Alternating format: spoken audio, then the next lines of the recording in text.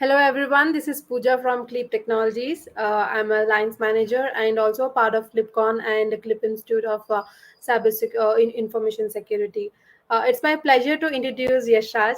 Yashraj is a cybersecurity graduate with a bachelor's in electronics and instrumentation engineering and hands-on experience with SCADA and his expertise lies in leveraging MITRE Attack to complement CTI SOC assessments, and threat emulation. He is interested in bridging the gap between IT and OT cybersecurity concepts with an emphasis on threat hunting, assessment using threat intelligence, and vulnerability management. He has published two international research papers in IEEE and IGECE. So we are glad to have you, Yashraj. I hand over the platform to you. Thank you for that lovely introduction. Right, so let us begin. Hello, everyone. So today I will be talking about ICS threat hunting and with MITRE Attack and Elastic Security.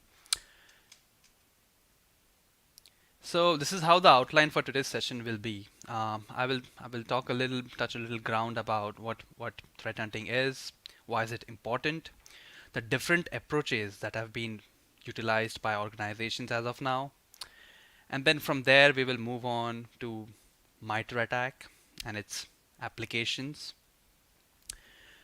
And then I will also be talking about the common problems that arise due to integrating IT and OT assets due to the industrial 4.0 revolution or and other convenience factors and the IoT. And finally, what we will do is I will introduce a suggested framework, which is not just conceptually true, but it will have a practical application as well, which will attempt to combine all the above concepts. And then hopefully, if we have room for question and answers, I will definitely take them. Right. So there are many definitions for what threat hunt is, but the best I can come up with is threat hunting is a continuous proactive approach to discover malicious artifacts in your network before the damage has been done, right?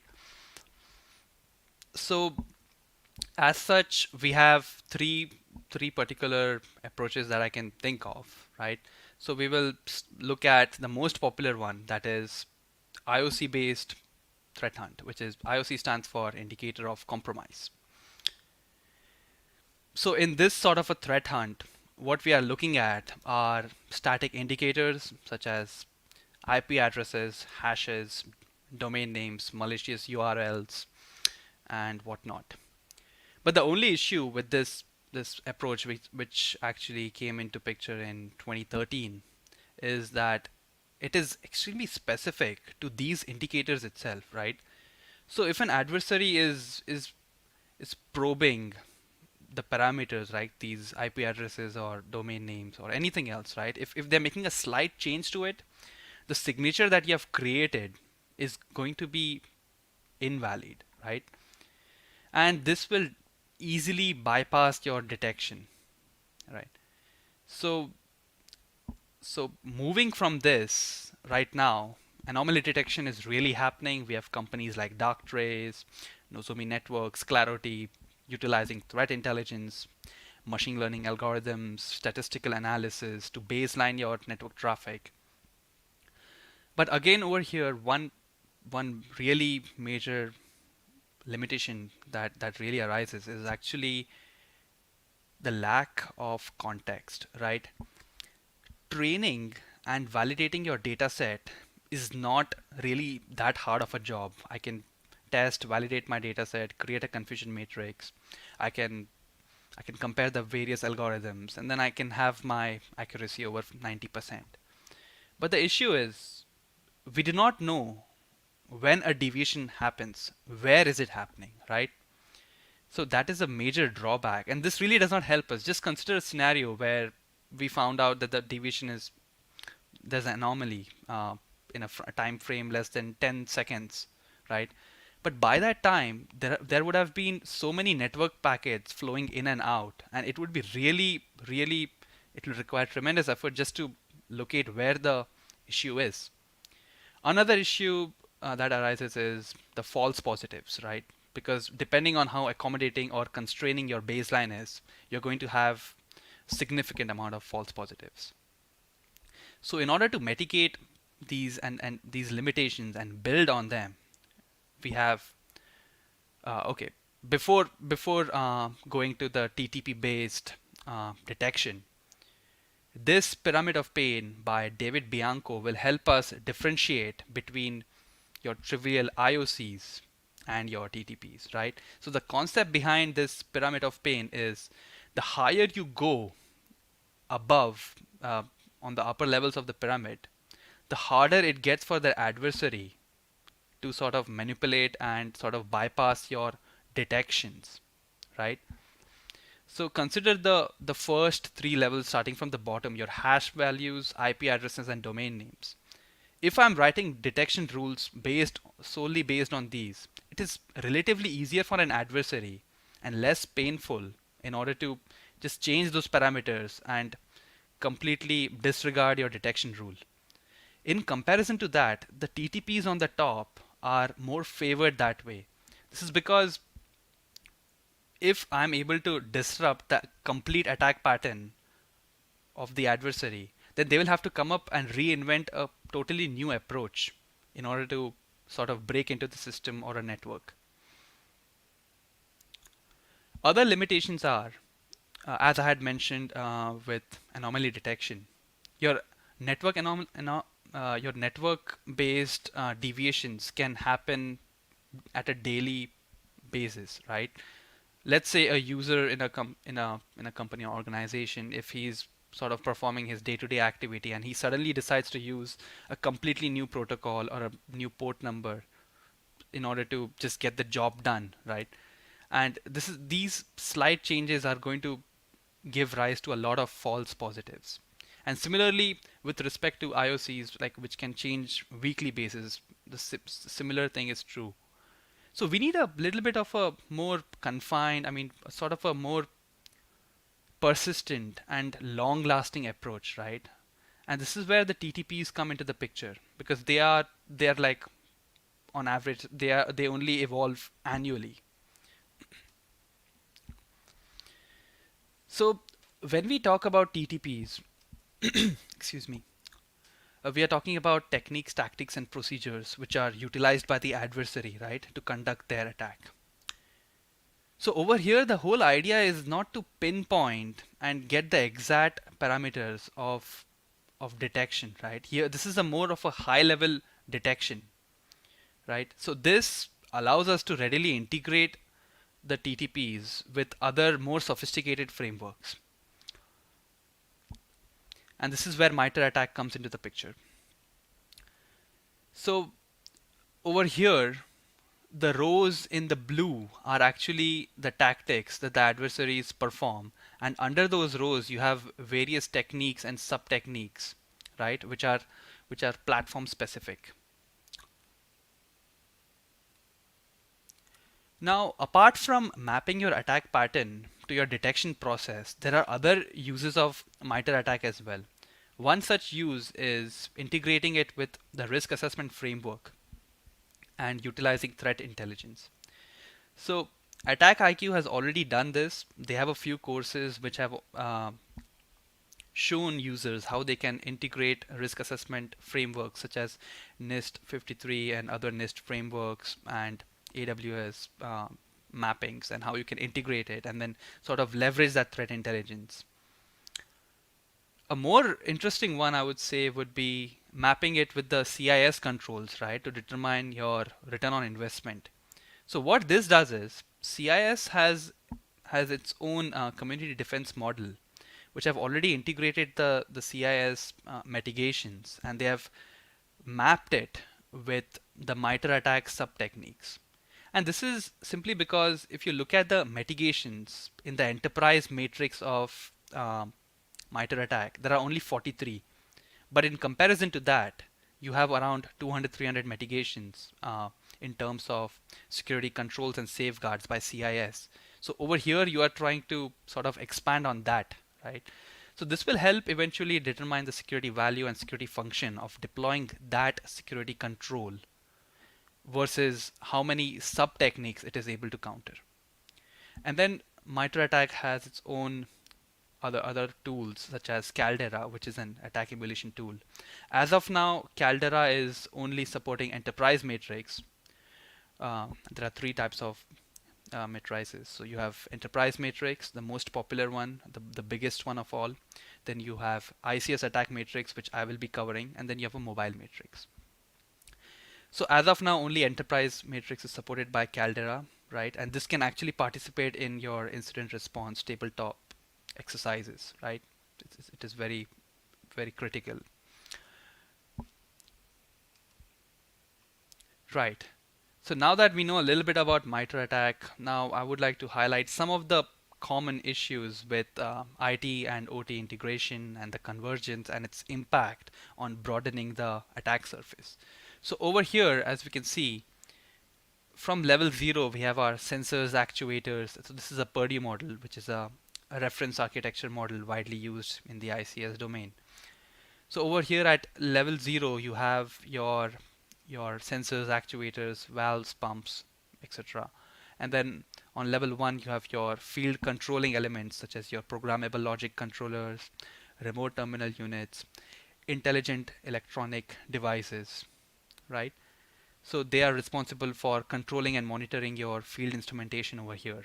And these are connected to SCADA, right? So SCADA will be responsible for controlling a cluster of PLCs, RTUs, etc., right? Which is also connected to a local HMI. And going another level above, you have your data historian and your engineering workstation, which has certain settings which you can apply to the SCADA, to the level below. So the whole logic is like at any point of time, your level above will only be the one having the control over the level below. So there is no jump allowed from your level 4 to level 0 and something like that. So now the biggest issue with this integration is we are heavily relying on the DMZ, right? To segregate our control zone all the way from level 0 to level 3 and our enterprise zone, right? And we already know this enterprise zone is a internet facing zone. It is likely to be a potential target for an adversary, right? To exploit public internet facing applications. And because we are integrating this with the already dangerous ICS zone, it is very important to understand the ICS has protocols which are completely insecure with respect to IT protocols, right? So you have protocols like MODBUS, DNP3, ENIP. So these protocols are vulnerable and they take no pain against guarding your integrity, confidentiality, and authentication aspects of it. Which is why giving internet access would mean that the adversary can then jump to the control zone, right? And one of the common pivoting points is actually the historian, the process historian over here, which is widely used. Right. So now this is a suggested framework which was presented during my master's thesis as well. So not only this is not just a concept model. This can have practical applications as well, provided you're running the right type of sim and guarding the right industrial assets, which are running the exact protocols on which the detection rules are based on. So over here you have the attack side. So the attacker side is a classic Kali Linux, and you have these exploits which are from SMOD, ICS exploit, and this should be actually, it's not Ethersploit, it's EtherCap for man-in-the-middle attacks. So SMOD is responsible for exploits against Modbus protocols, and then we can see that there is a bidirectional traffic flowing between the flowing between the attacker side and the SCADA test side, right? So SCADA stands for supervisory control and data acquisition. So this is the control zone which we saw earlier. So you'll have a bunch of PLCs over here which will be connected to your control process over here, right? So this bidirectional traffic is mirrored and this is sent to Zeek, which is our network security monitoring tool, right? So originally Zeek does not support parsing of ICS traffic, which is why we will make use of some ICS plugins by CISA. And then after parsing the ICS traffic and generating the logs. This is a standard procedure. We'll be sending it to logstash, which is part of the ELK stack over here. And then on top of it, we have an elastic security SIM, which is sitting on top of all of this. So the detection rules will actually be based on the elastic security over here. So what we are trying to do over here is we are combining this sort of construction of IOCs with MITRE Attack TTPs, right? And this will really enable us to perform some smart detection processes. So this was the same setup which we saw in the earlier, but this is a more simplified version of it. So you have like a SCADA slash HMI workstation which is governing these PLCs from different vendors. Right. So a little bit about elastic security. So the detection rules can be based on one of these 5 categories, right? So the first one we have is a very simple one. It is a KQL, which is Kibana Query Language, right? This is very analogous to creating a signature. Then the second one we have is event correlation. This is a really smart detection rule. This will help us correlate various log resources, right? So I forgot to mention, but in this case, although I have not mentioned host-based log, but we have actually used sys monitoring logs coming from the host as well. And then we have indicator match, which will allow us to readily import signature rules which are already written by other people.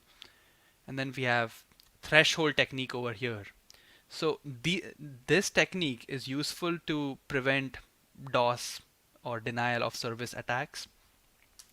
And then finally we have a machine learning technique which will allow to facilitate the anomaly detection aspect of it. So the whole idea is we are not going to isolate either of the approaches which have been defined during the threat hunting phase. These techniques need to sort of complement each other, right? Just how we have defense in depth, similarly the detection in depth is equally important. So we will look at a couple of attacks which were successfully detected by this framework. So we will start with the MODBUS PLC where we conducted a DOS attack, right? So any attack will always begin with a reconnaissance phase, right? We want to identify how many hosts are on a given network. So in this case, we will be looking at the number of PLCs, right? And their IP addresses, because I need to know the IP address. Then only I can use the appropriate exploit for it, right? So apart from the IP address, I'm concerned about the function codes as well as the unit ID of the PLC. Not so much for the function code, because as I mentioned, the ICS protocols which are utilized by these PLCs, they are really naive, and even if let's say I don't know the function code, the PLC is very innocent and it will just reply with a exception code depending on what was wrongly entered. So as you can see over here, this is the smod exploit, and you can see a PLC is running on .130. So the next step is to actually feed in the parameters and utilize the exploit. So as you can see over here, we set the IP address, the unit ID of the PLC, and now we are just looking to sort of exploit this. So in this case, function code really doesn't matter because we are looking at a DOS attack, right? So the PLC is likely to just respond with a exception code, and we can see this in the next slide. So these are the logs that the Zeek has generated, our network security monitoring tool. So as you can see, there are countless register exceptions, right? This is mainly because the data address which we have entered for the PLC is incorrect, which means it is not part of the PLC registers over here. But as you can see that the illegal data address exception has been raised by Zeek, right? And you can see based on the timestamps, a lot of requests have been made. So as a result, the most appropriate technique here to defend or detect this sort of an attack would be the threshold technique, right? Where we will measure the number of hits on a PLC under a minute, and then we can sort of write a detection rule on it. So again, none of these rules actually are like hard coded or binded to IP addresses, port numbers, right? We are looking at adversary behavior over here. We are not looking at IP addresses and the ports which the adversary has utilized, which is why these rules are readily exportable, and they should in theory work with any environment irrespective of the range of IP addresses defined over there. So as you can see over here, this is the Modbus kill chain which has been mapped by the MITRE attack, and this is also linked to the Purdue model. So we can see the assets that are harmed during each phase, from the network to the field controllers and finally to the control process elements, the sensors and the actuators, right? So all these technique IDs correspond to the ICS attack matrix. So a little bit about ICS attack matrix. This is a community sourced framework, and a lot of contributors are involved in this. And Dragos is one of the leading contributors in this field, and Dragos has contributed to a lot of the TTPs described in this ICS attack matrix. Another point which I forgot to mention was the size of the enterprise matrix is far larger. I mean, it's much more bigger than the size of the ICS attack matrix. It is because of certain challenges in ICS. So one challenge is the visibility, right? Because these control systems utilized in the ICS domain, they are so fragile and time sensitive. If we are blindly deploying our network sensors and taps to capture almost complete visibility of the network, this is going to result in network latency and jitter, which may or may not be tolerable by the organization. So we have to selectively deploy the network taps. Right. So this is the second attack which we'll be looking at, which is the whole idea to show this attack right now is to show a reflection of this attack on the control process, right? So just in the previous case, how the DOS attack was conducted, over here we have a Siemens PLC, which is the 300/400 series PLC by Siemens, right?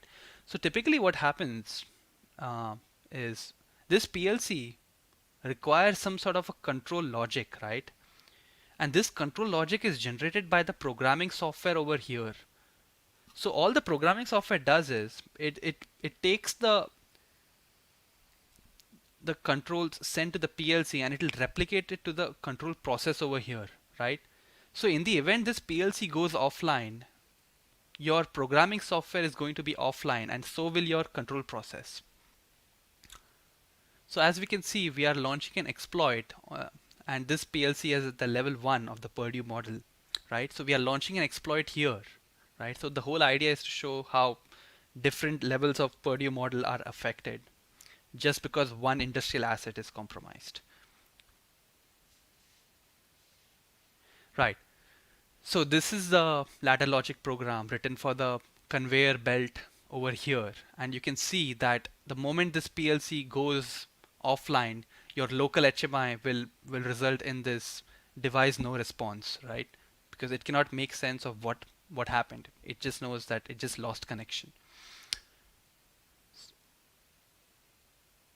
And this is the Kibana dashboard, which has successfully triggered the detection rules of the first two attacks that we have discussed over here. Right, so this is an interesting one here, right? So this is our first non-ICS attack, right? So we will be looking at RDP tunneling or protocol tunneling in general. And this attack is directly on the level 4/5 on your enterprise workstations, right? So the whole idea behind this attack is that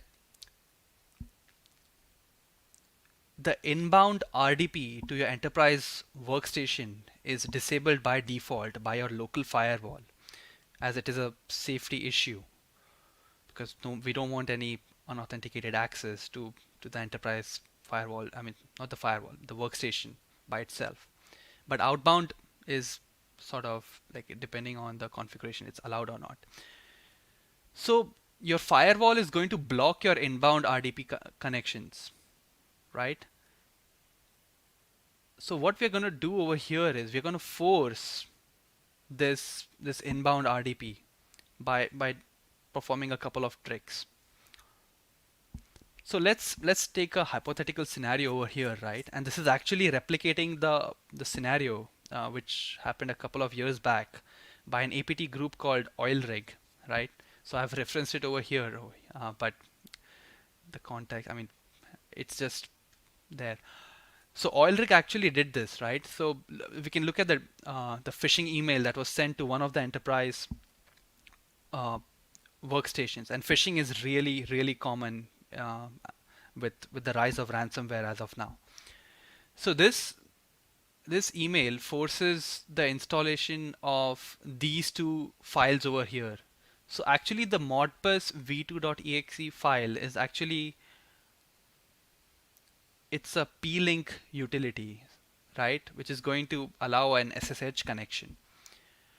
And the other modbus config file is actually your script, which we will look in like the next slide. So this is a script that is executed on the workstation, and this is a reverse SSH connection to the command and control server of the adversary. So what is going to happen is this reverse SSH connection is going to go to the command and control of the adversary, and the adversary is going to encrypt your RDP packets into this tunnel, right? And in this case, we have used the port 443, which suggests HTTPS connection. So yeah, so you can look at the successful RDP over here into the workstation. So the issue is, if an analyst is observing your network traffic, they're not going to find any signs of RDP traffic simply because the RDP is encapsulated inside the HTTPS traffic, and HTTPS traffic is very common on your internet facing applications. But this is where the power of host based logs come into the picture, right? So now if we look at the sys monitoring logs, which have been integrated with the suggested framework, we can clearly see that the event ID 3 is your event ID for network connection. So initially although it will show that HTTPS is there, but at a later point it will show that your network connection is performing RDP, right? So what it's trying to do is it's going to decapsulate the HTTPS packet, and then you will see the RDP packet inside it. Right, so coming to the detection rule created over here, which is a little bit more sophisticated than the first two attacks, because over here we are going to be using event correlation between our two log sources, right? So this is a sequence of events, right, which we are trying to look at. So the first event that we are looking at is an .exe executable file, right?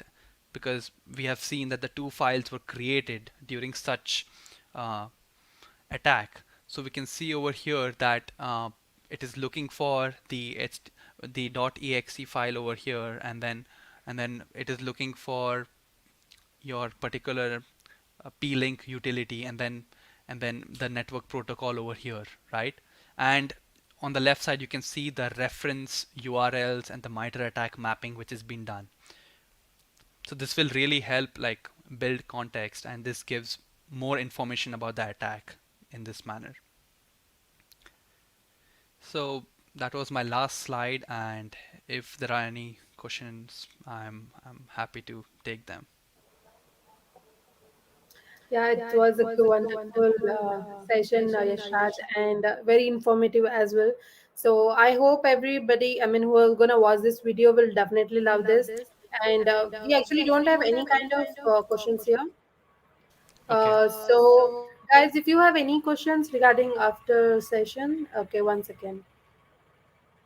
Yeah, there's no question. So if you have any questions, or if you want to try to I mean ask, you can contact to Yashraj on LinkedIn, Facebook, or Instagram. And we will be glad to have you, Yashraj, with us. And definitely we would like to look forward for a meeting next year as well. Okay, so yeah, thank you so much. Thank you so much for this opportunity.